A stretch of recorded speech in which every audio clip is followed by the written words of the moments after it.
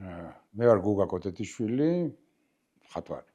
აი მნიშვნელოვანი ფილმები, რაც უცებ გამახსენდა, იმიტომ რომ მართლა ძალიან მიყვარს კინო და ძალიან ბევრი ფილმია, რომელიც ღირებულია.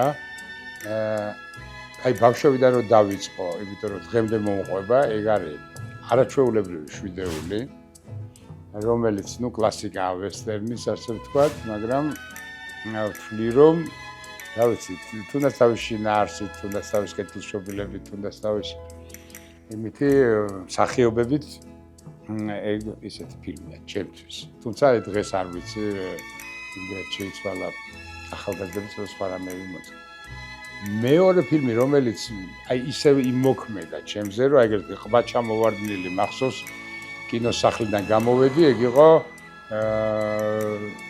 ვიღაცამ გუგულის ბუდეს გადაუფრინა. აი ეს რომ ნახე, მახსოვს რომ ეგეთი გაოგნებული, მე ეგეთი რეაქცია ფილმზე ალბათ არ მქონია, რომ ეგრე მახსოვს კინოსახლის კიბეებზე ჩამოვდიოდი და ეგრე ყბა რო გაქვს ჩამოვარდნილი და ეგრე გამოდიხარ გაბრუებული. აი ძალიან შთაბეჭდილება მოხდა.